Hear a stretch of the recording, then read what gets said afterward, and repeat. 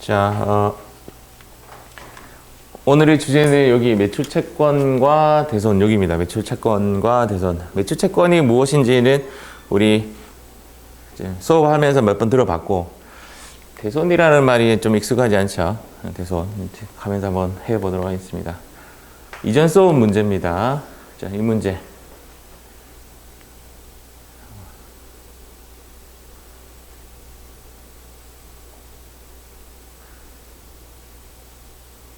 나와서 논란이 됐던 문제인데, 그 논란이 됐던 문제 자체가 몇 번 나왔습니다.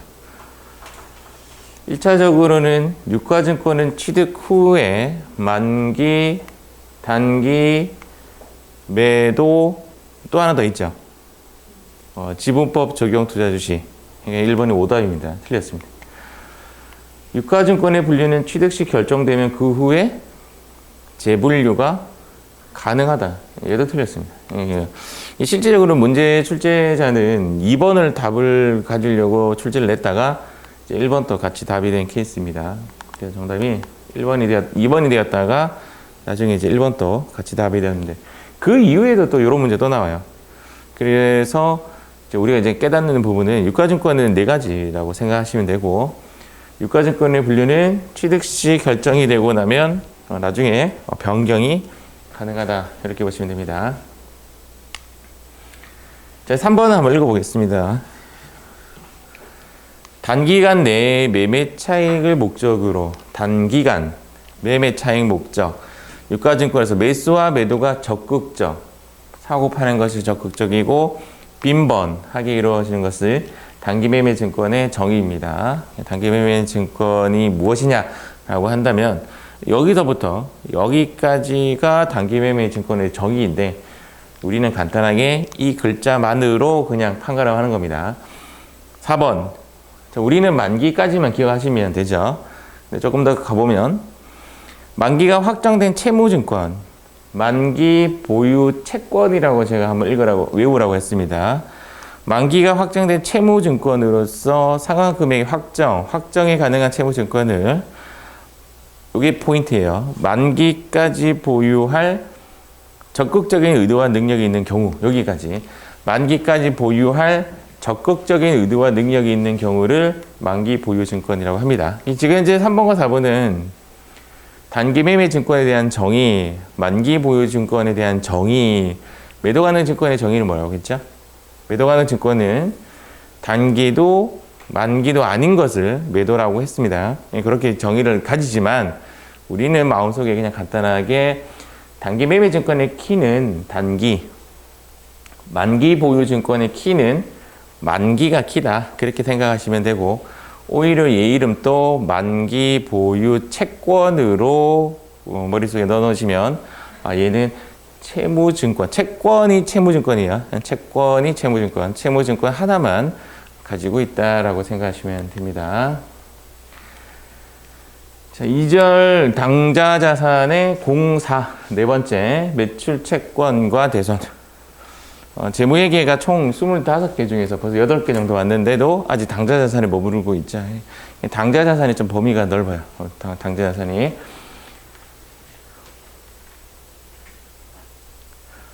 제목에 보시면 매출, 요 글자와 요 글자를 한번 보세요.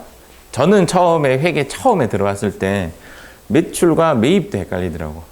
매출이 뭐지? 이렇게. 이런 궁금증을 가지는 사람은 이제 사회생활을 잘 안 한 사람들은 좀 매출이라는 단어도 이제 익숙하지 않은 거죠. 그래서 저는 제 기억상으로는 이 매출과 매입을 한자로 찾아보고 그랬어요.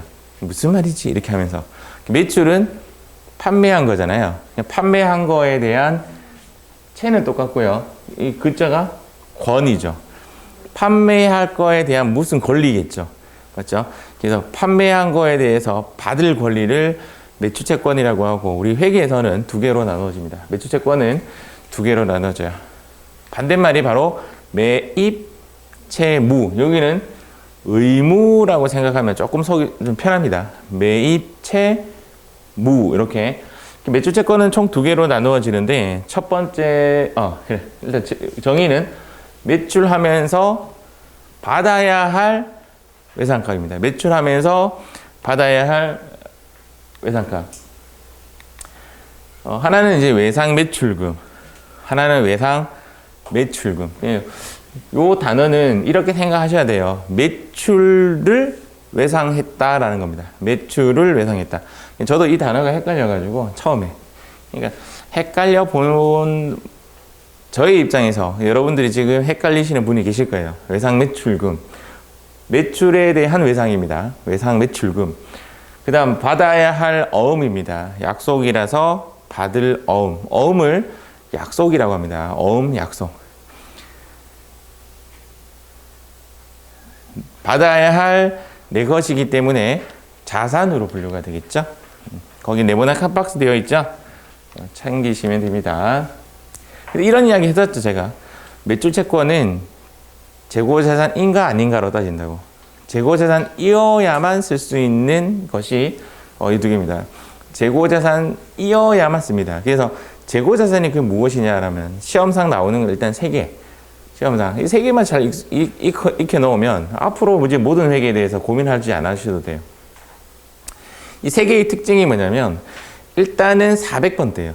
우리가 이제 400번대라는 걸 잘 모를 타임이에요. 근데 400번대이다라는 것만 살짝 들어놓고, 그러니까 우리가 물건을 팔고 돈을 받는 무엇인가의 수익을 나타내는 것이 400번대가 있고 900번대가 있어요. 400번대와 900번대 두 가지가 있는데 얘는 400번대예요. 400번대. 그래서 400번대를 써야 됩니다. 이게 재고자산이고 A사에게 여기 키워드죠. 재고자산이죠. 상품을 판매. 자, 상품이라는 글자와 판매라는 글자가 만나면 상품 매출. 상품이라는 글자와 매입이라는 글자가 만나면 상품. 이거 좀 기억하시고, 판매대액은 10만 원을 외상으로 받기로 했다. 일단은 우리가 상품 판매했죠. 그래서 오른쪽에 상품 매출이 10만 원이 일어납니다. 그리고 왼쪽에는 이제 수익이 발생이 되었고 자산의 증가인 돈이 들어와야 되는데 지금 현재 돈이 안 들어오고 이제 외상 매출금이라는 금덩어리가 들어왔다, 이렇게 생각하시면 됩니다. 그래서 금덩어리는 내가 바로 이것을 바로 써먹지는 못하죠. 얘를 쓰려면 팔던지 뭐 어떻게 담보 잡히든지 뭐 이런 작업을 해야 되는 거죠. 그래서 여기 들어오는 그 계정 과목은 외상 매출금 거, 이렇게 됩니다. 얘는 이제 수익 발생이라고 하고 얘는 자산의 증가, 금덩어리라고 생각하시면 좋습니다. 다음 문제. 똑같은 문제죠. 똑같은 문제인데 여기는 얘를 약간 신용상 거래라고 보시면 돼요. 얘는 신용상. 얘는 채권상 거래라고 보시면 돼요. 얘는 증서를 남긴 겁니다. 그냥 약속을 남긴 거예요. 얘를 들고 은행에 가면 해당 날짜에 돈을 주는 거죠. 물건을 팔고 어음으로 받았다. 어음으로 받았다. 받을 어음거라고 하면 됩니다. 여기까지는 큰 의무사항 없죠? 다음 가겠습니다.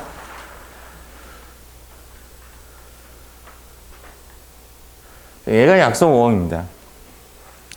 우리가 시험이 이제 크게 두 가지로 나누어지는데, 하나는 이제 한국 세무사의 시험인 지금 현재 우리가 공부하는 K랩 시험이라고 표현할게요. 있고, 공인회계사 시험에는 FAT라는 시험입니다. FAT 또는 TAT. 회계냐 세무냐, 이제 회계를 FAT라고 하고 세무를 TAT라고 하는데, 그 시험에는 이 어음이 자주 나와요.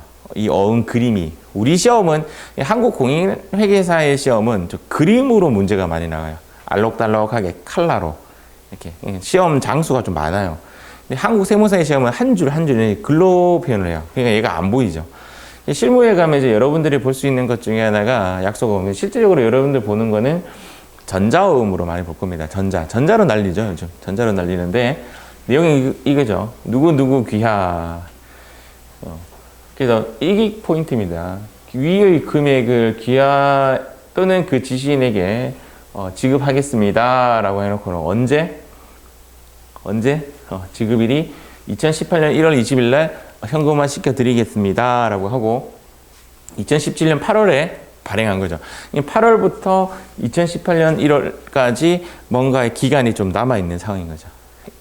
지금 2017년 8월에는 돈으로 환산 못하는 거죠. 환전을 못하고 갖고 있다가 2018년 1월에 돈으로 받는 겁니다. 어디에 가서? 국민은행에 가서. 어느 지점? 가락동 지점에. 근데 이 가락동 지점이 지금 현재 울산에 있는 저희 입장에서는 가락동까지 가기 좀 그렇잖아요. 그래서 누구에게 부탁을 하겠죠. 누구에게 부탁을 한다. 이거를 뭐라고 하냐면 회계 용어로 추심이라고 합니다. 추심. 누구에게 부탁을 한다. 이걸 추심이라고.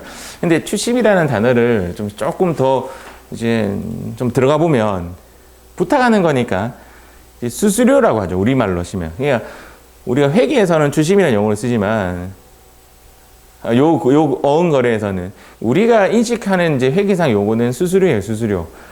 부탁해서 이제 갔다 오러 내가 버스 타고 갔다 오는 것보다 그냥 부탁하는 거죠.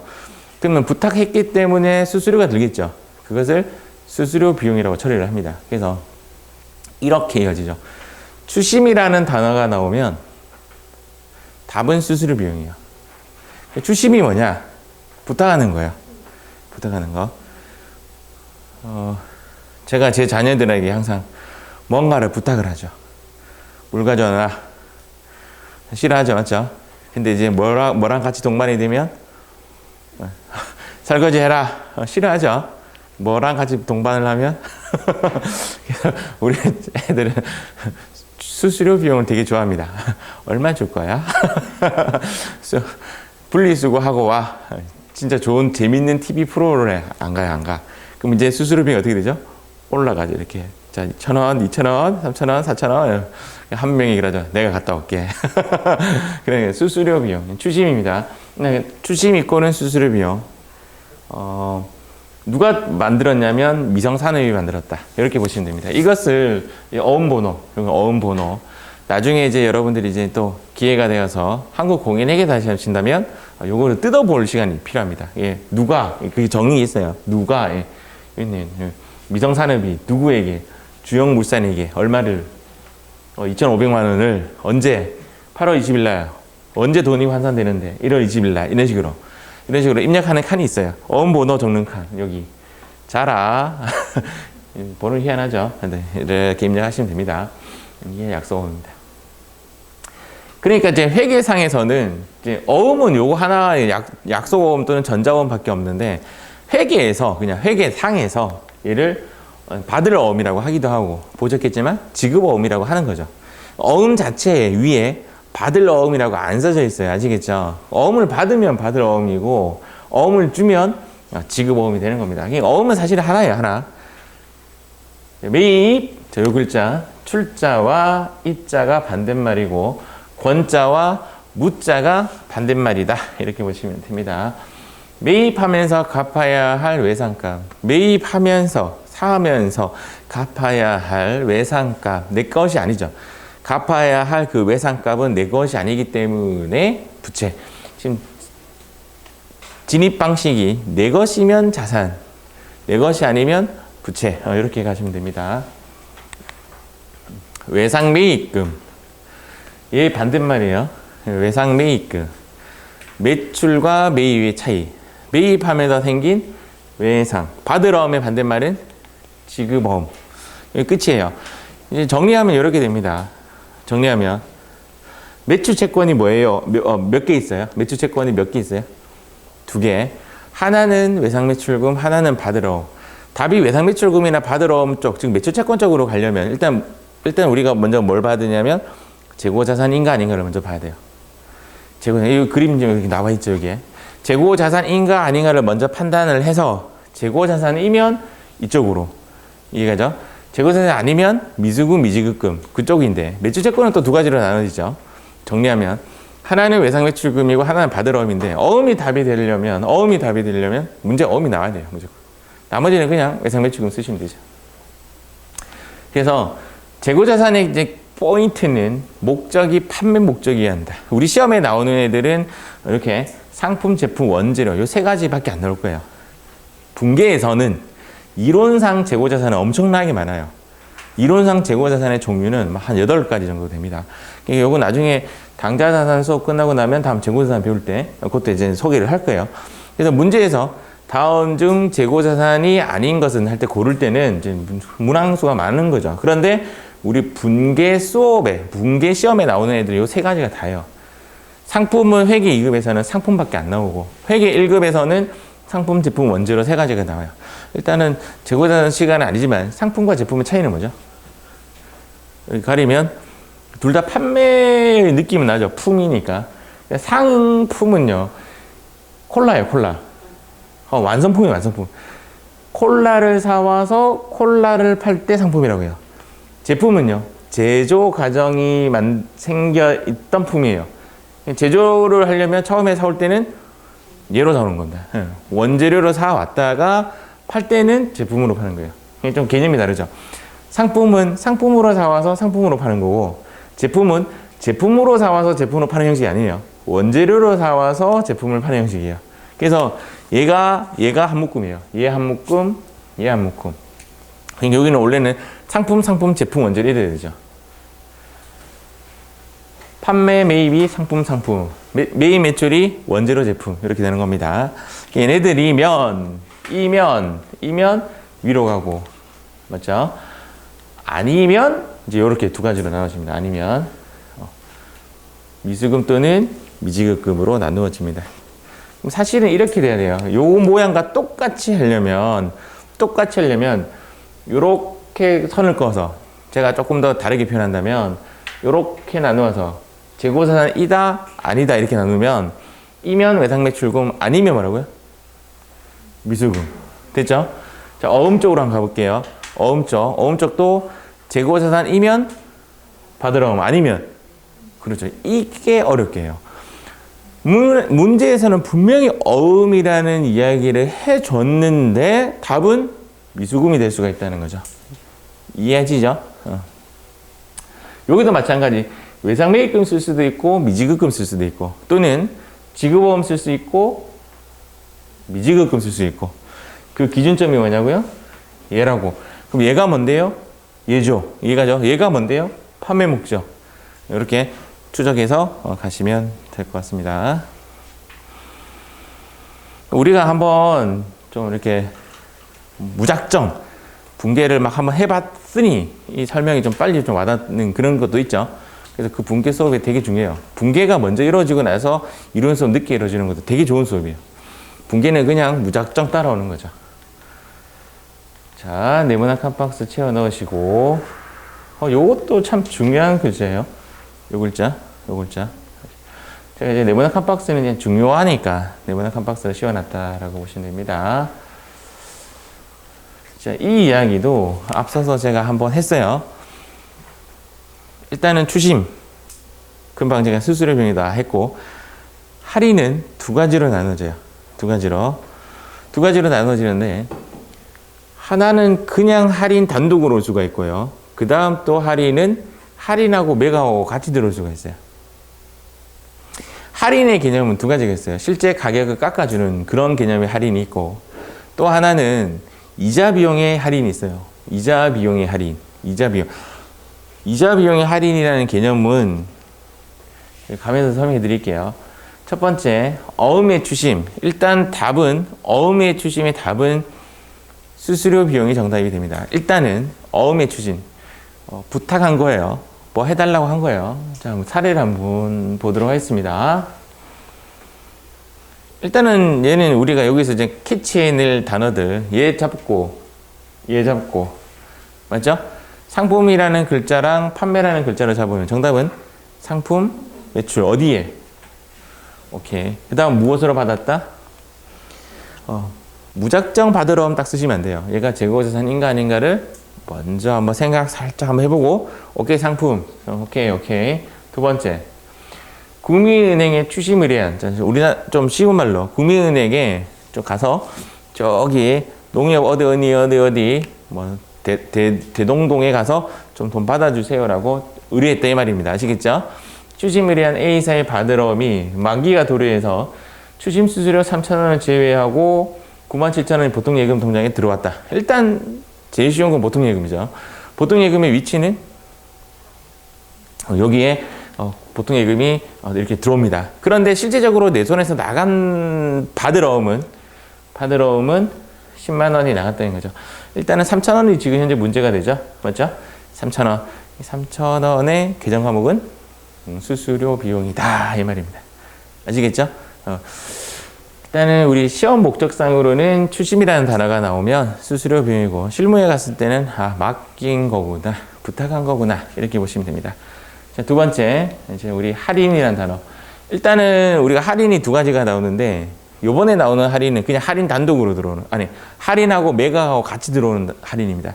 할인하고 매각하고 같이 들어오는 겁니다. 그것을 뭐라고 하냐면 답이 매출채권 처분 손실. 일단 얘가 성격이 어떤 성격이냐면 이자 비용 성격이에요. 이해를 하시려면 이자 비용 성격이라고 이해를 하셔야 돼요.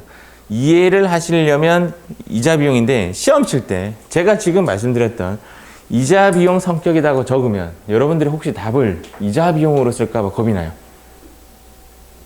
이해가시죠? 실제적으로 저는 그런 경험을 했어요. 실제적으로 이런 문제가 나왔는데 저는 답을 이자 비용이라고 썼어요. 진짜로. 그러면서 내가 잘못 전달하면 답을 이자 비용 쓰시겠다라는 생각이 딱 드는 거예요. 그래서 약간 공식처럼 할인이라는 단어와 매각이라는 단어가 합쳐지면 답은 매출채권 처분 손실이에요. 책에도 어떻게 나오냐면 책에는 이러한 것을 이자 비용이 아니라 매출채권 처분 손실이다 라고 이야기하고 있어요. 근데 계속 제가 이자 비용 강조하니까 또 여러분 이자 비용 쓸까봐 지금 두렵다 이 말이야. 일단은 외우실 때는 할인이란 단어와 매각이라는 단어가 합해지면 답은 매출채권 처분 손실이에요. 지나가는 말로 저번에 할인이라는 단어만 왔을 때는 매입 할인 또는 매출 할인이에요. 할인만 단독으로 들어오면. 물론 제가 문제 공식상 접근을 하다 보니 이런 문제가 있는 건데 사실은 매각 거래가 안 들어와도 이자 비용의 성격인 매각 할인이면 얘는 매출채권 처분 손실 써야 돼요. 문제를 읽어보니 얘가 매각이라는 단어가 안 들어올 수도 있는 거죠. 제가 통상 나온다는 이야기고 이 내용이 뭐냐면 이런 거예요. 아까 우리 어음 봤을 때 8월달 어음을 받았는데 돈으로 환산시키는데 걸리는 거는 1월달이잖아요. 그럼 그 기간 동안 내가 돈을 못 받으니까 은행에게 미리 이 어음을 줍니다. 미리 어음을 주고 몇 날 며칠 날 돈으로 들어오는데 돈 좀 땡겨주세요. 이렇게 합니다. 돈 땡겨주면 은행에서는 어떤 생각이냐면 그게 만약에 2,500만 원이었나요? 아까?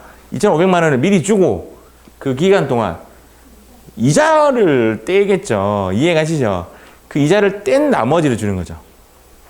은행은 그 해당 날짜 되면 2,500만 원 거머쥐게 되는 거고 그러면 그 기간에 이자로 보고 돈을 좀 빼고 주는 거죠. 사례를 한번 보도록 하겠습니다. 똑같은 이야기예요. 똑같은 이야기인데 여기는 똑같네요. 여기 만기가 도래하기 전에 국민은행에 얘가 동그라미. 그러니까 지금 현재 여러분들이 이 문제를 보고 캐치해야 할 단어 할인이라는 단어 캐치 먼저 하고 할인료 10만 원을 제외한 잔액 9만 원이 보통예금 통장에 들어왔습니다. 그리고 매각의 동그라미. 이 단어가 안 나올 수도 있는데 통상 나와요. 통상. 그래서 제가 공식화 시켰어요. 그래서 할인 일단 쉬운 거는 보통예금이 쉽습니다. 차변에 보통예금 들어왔고 대변에 나가는 것은 이 받으러움이 그대로 상계 처리되어서 밖으로 나가게 되죠. 이때 만 원을 뭐라고 하느냐? 여기는 수수료 비용이라고 했고 여기는 매출채권 처분 손실이라고 합니다. 보이시죠? 네. 엊그제 여기 밑에 지우다가 요거 잠깐 바로 설명할 건데 하면서 남겨놨어요.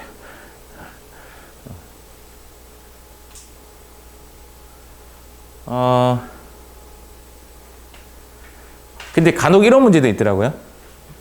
얘랑 얘가 섞이는 경우. 그러니까 출시임이라는 단어는 수수료 비용이라고 선생님이 공식화 시켜줬고 할인과 매각이라는 단어가 들어오면 할인과 매각이 들어오면 매출채권 처분 손실이라고 했는데 시험 문제에 할인도 나오고 매각도 나오고 추심도 나오고 이렇게 한 거야. 그때는 글자 긴 놈이 이겨요. 정답은 매출채권 처분 손실로 한 방에 다 떨어버립니다. 아시겠죠? 보도록 하겠습니다. 요 매출 할인 아니에요. 추심과 할인이 동시에 발생하면 그냥 매출채권 처분 손실로 처리한다. 여기까지 제가 정리했습니다. 추심과 할인이 동시에 발생된다면 얘는 매출채권 처분 손실로 처리를 합니다.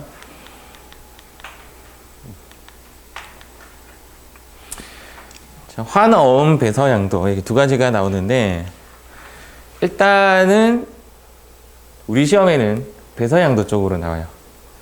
배서양도는 들어봤어요. 맞죠? 배서양도에 제가 제일 중요한 게 요 앞에 있는 요 뭐였죠? 비읍이었죠. 비읍. 답은 배서양도가 나오면 답은 무조건 바드러움입니다. 바드러움. 뭐 우자단둥 바드러움이 답이 될 거예요. 배서양도는. 일단 그렇게 보고, 책에는 이제 환어음도 나오고 이제 배서양도도 나오는데, 환어음은 우리 시험에 극히 안 나와요. 안 나오는데 어느 포인트에 나온다는 말씀을 해드릴게요. 이제 환어음 같은 경우에는 이제 매출자가 이제 매입자에게 물건을 팔고, 보통 이렇게 회사가 나에게 돈을 줘야 되는데 이렇게 안 주고 회사가 누구에게 의뢰를 합니다. 이렇게 누구에게 의뢰를 하고, 누가 지금 은행에를 해놨죠. 은행에게 의뢰를 하면 이 은행은 나에게 바로 돈을 주는 것이 아니라 B은행에 돈을 주고 B은행이 나한테 돈을 주는 이런 격이에요. 완전히 꼬이죠. 이런 일이 왜 일어나냐면 요렇게 잘라서 국외라고 보시면 돼요. 얘가 얘한테 돈을 줬다는 것도 명확히 해야 되잖아요. 줘놓고 안 받았다고 뭐 발뺌할 수 있잖아요. 그래서 은행과 은행과의 거래를 하는 거죠. 그래서 이런 거래가 국외 거래에서 일어납니다. 수출 거래에서는 환어음이 발생돼요. 그래서 보통 어디에서? 무역에서. 시험 문제에 만약에 극히 안 나옵니다. 무역에 관련된 문제가 나왔다라면 환어음을 묻는 문제예요. 환어음은 A와 회사와의 거래이지만 돈은 회사가 C에게 주고 회사가 C에게 돈을 주고 A는 B은행에서 받는 거예요. 이 둘의 거래가 일어나는 거죠. 이해가시죠? 근데 답은 또 어떤 식으로 나오냐면, 내용은 이해하셨죠? 환어음에 대한 문제가 나오면 답은 거의 얘가 답입니다. 얘가 답. 문제 제가 한번 문제로 만들어 볼게요. 다음 거래, 무역 거래에서 이렇게 먼저 한번 띄워주고, 오늘 무역 거래에서 발행인과 수취인과 회사 또는 C 돼 있죠. 발행인과 얘한테 물건을 발송할 수도 있고 물건을 여기도 발송할 수 있다. 뭐 이런 이야기죠. 발행인이 A고 발행인과 수취인과 지급인이 B죠. 지급인이 다른 어음을 뭐라고 하느냐? 답은 환어음이다. 이렇게 합니다. 발행인과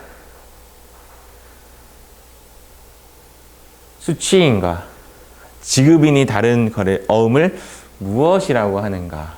답은 환어음이다. 이렇게 합니다. 이게 환어음의 답이에요. 그 이상은 아마 안 나올 겁니다. 극히 안 나오는데도 불구하고 나온다면 이제 이런 식으로 나온다고 보시면 돼요.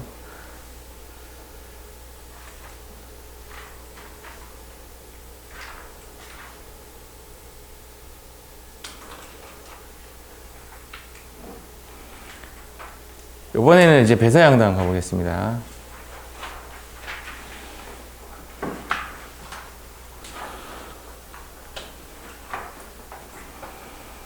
우리에게 일단 중요한 건 배서양도입니다. 배서양도 하면 떠올려야 되는 것은 여기 비읍이에요. 비읍. 배서양도에서 우리가 떠올려야 되는 것은 비읍입니다. 비읍.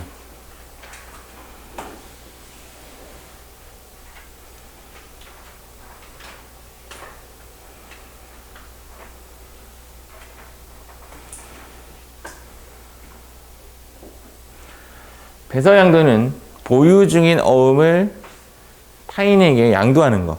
좀 제일 이해하기 쉽게 하기 위해서 제가 고수도 이야기했었죠. 고수도. 내가 A에게 받아야 되는데, 제가 지금 설명해놨네요. 일단 이거부터 볼게요. 회사가 이제 물건을 팔고 B에게 어음을 받았죠. 어음을 받았으면 이 어음을 회사가 B한테 돈을 받아야 되는데 A한테 돈을 A랑 또 어떤 거래가 일어나냐면 얘가 물건을 A한테 산 거죠. 뭐 개념이 좀 헷갈렸는데 다시 말할게요. 회사는 B에게 돈을 받을 게 있고 회사는 A에게 돈을 줄 것이 생긴 거죠. 받아야 할 것이 생기고 줄 것이 생기니까 이 받아야 할 어음을 얘한테 주고 너 A야 B한테 받아라 라고 하는 것이 배서양도예요. 그래서 일명 이제 고스톱 칠 때 이런 일이 많이 일어나는데 B한테 받을 돈이 있고 A한테 돈을 줄 돈이 있으면 거꾸로 했죠. B에게 줄 돈이 있고 A에게 네 어쨌든 간에 정리됐죠. 헷갈렸네. 어쨌든 야 니 바로 줘 이런 이야기죠. 바로 줘 바로 줘. 그래서 이것을 배서양도라고 하는데 일명 개념은 그냥 퉁치는 겁니다. 야 니가 너희들끼리 알아서 거래해 이런 거고 주의할 점은 이제 두 개예요.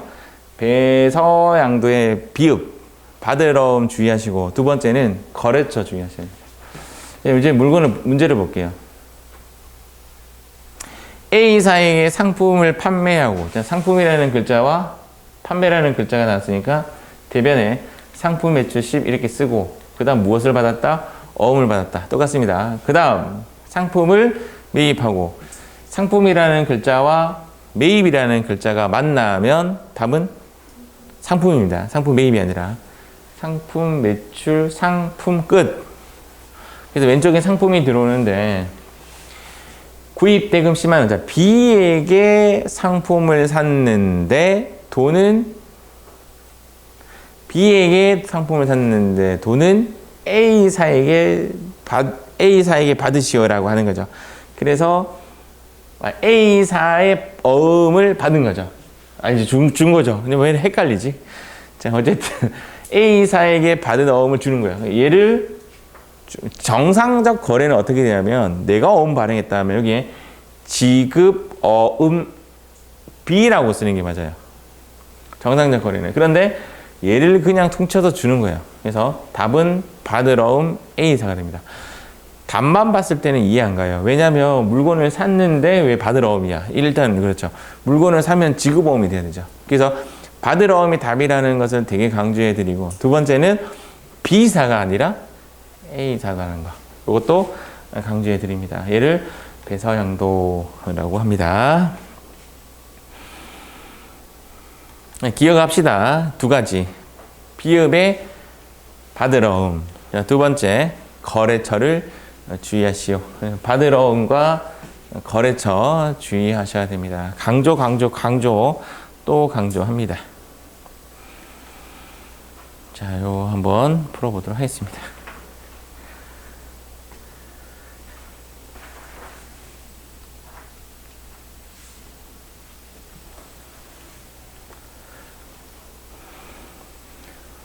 매출 채권과 매입 채무. 일단 단기 대여금 아니죠. 매출 채권에 지급보험 들어오면 안 되죠.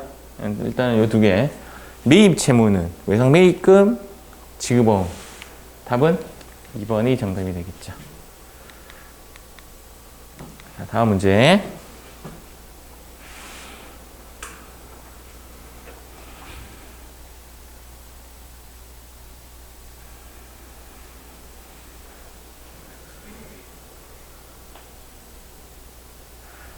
지금 상품 매입했고요. 상품과 매입이 들어오면 답은 상품 50만 원이 왼쪽에 들어왔고 한 달 후에 지급하기로 했다.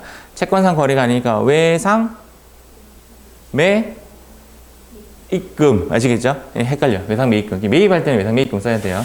그러면 문제는 대변에 기입할 계정 과목 정답은 4번이 정답이 되겠죠. 이제 지금 이 문제를 보면 우리가 깨닫는 게 뭐냐면 제가 학습할 때 붕괴를 먼저 깨달으면 이론이 따라 올라간다는 게 이런 문제예요. 얘는 이론 문제, 그러니까 실기를 이론 문제화 시킨 거예요. 실기를 할 줄 안다면 이론 문제가 되는 그런 문제들이죠. 자, 다음.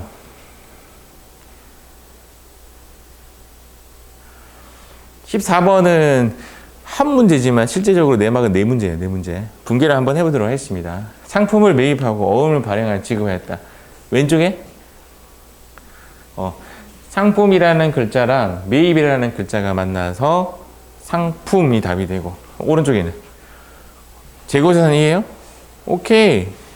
지급어음이 정답이 되죠. 근데 지금 지급어음이 차변에 와야 돼요. 지금 현재 문제는 지급어음이 차변에 와야 돼요. 틀렸고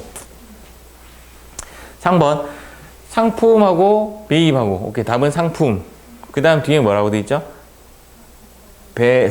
답은 무조건 바드럼, 거래처가 다르죠. 얘는 또 이런 식으로 답이 되네요. 다음, 외상매입금을 어음을 발행할 지급했다. 외상매입금하고 어음 발행했으니까 지급어음하고. 답은 나왔어요. 배치만 잘하면 되는데 외상매입금이 줄어드는 모양이에요? 늘어나는 모양이에요? 줄어들죠. 외상매입금이 줄어들면 위치는 왼쪽. 부채는 왼쪽이 감소니까. 오른쪽에는 지급어음. 이렇게 하시면 되겠죠. 얘도 이제 지급어음이 오른쪽 갔으니까 또 오답. 정답은 4번인데 4번 보시면 당점이 발행한 어음이 만기가 되어서 현금으로 지급했다. 쉬운 건 안 돼. 현금이 낫죠. 현금의 위치는 오른쪽. 왼쪽에는 뭐라고 쓴다? 지급어음이라고 쓰면 되겠죠. 정답은 4번이 됩니다. 여기서 이제 이런 말이 나왔나? 네, 당점 발행. 당점이라는 것은 우리 회사. 동점이라는 말은 똑같은 회사. 네, 그렇게 보시면 됩니다. 똑같은 회사라고 하는 게 더 정확한 해석이에요. 다른 회사라고 하기도 한데 일단은 우리 회사와 다른 회사 이렇게 해석하셔도 되고 똑같은 회사 뭐 이렇게 해석하셔도 됩니다. 이렇게 분기 마무리했습니다. 오케이.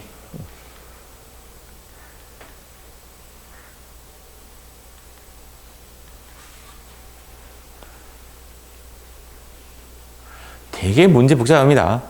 뜯고 배치. 좋았어. 상품하고 매출하고 받은 약속 어음을 지금 매출한 게 아니네요. 이미 상품 매출과 받을 어음이 있는 상황에서 그 어음을 은행에서 할인이라는 단어 나왔고, 할인 나왔고, 매각 나왔고, 두 개 합해서 답은 매출채권 처분 손실. 자, 매출채권 처분 뒤에 글자 뭐죠? 손실은 이쪽이에요. 일단은 비용 쪽이니까. 나머지 금액은 당좌예금이다. 쉬운 것부터 가죠. 그러면 당좌예금부터 가자고. 당좌예금은 어디에? 왼쪽에. 금액은 25만 원에서 2만 원 차감한 23만 원이 들어오는 게 확인되었고, 두 번째는 아까 이것이 받은 약속음, 여기서부터 여기까지 모양만 보면 받은 약속음이 여기 있었단 말이에요. 태생이 왼쪽에서 태어났다는 거 상상을 해줘야 돼, 이때는. 그런데 못하더라도 25만 원이 여기 들어올 수는 없겠지. 차대변에 좀 균형을 입히려면 여기 들어와야 되겠죠. 받으러 오면 대변에 가고, 그 다음 2만 원을 매출채권 처분 손실이라고 쓰면 되겠죠. 다음 문제 보도록 하겠습니다. 지금 내용 거의 똑같아요. 똑같은데 이제 여기에 어떤 단어 들었죠? 답은 수수료 뒤에 글자 뭐죠? 비용 어디야? 우리가 처음에 하는 거는 보통 예금의 위치, 현금의 위치 가지고 계속 이렇게 답을 찾아가다가 점점 증가하는 방법은 부채가 감소되었나? 비용이 발생되었나? 수익이 발생되었나? 하면서 위치를 또 찾아가는 거. 그러니까 발의정자와 발의정자 거꾸로가 되게 중요해요. 여러분들이 지금 입장에서는 분계가 차대변이 계속 거꾸로 되는 상황이 되게 많이 생길 거예요. 그거는 지금처럼 생각을 하셔야 돼요.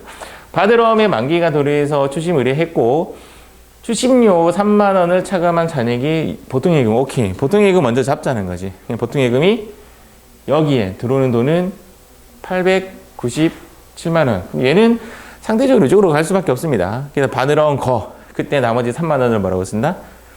수수료 비용. 이때 800번대예요, 900번대예요? 수수료 비용은 다 800번대예요. 딱 한 가지 경우를 제외하고 단기 매매 증권 매입할 때만 900번대 쓰고, 단기 매매 증권 매입할 때만 900번대 쓰고 무조건 800번대. 그리고 판이라고 쓰는 게 가장 정확한 말이죠. 800번대라는 말은 판이라는 뜻이 됩니다. 오케이. 자, 이렇게 해서 우리 8번째 수업이죠. 8번째 수업인 매출채권 대선 1으로 마무리 짓도록 하겠습니다.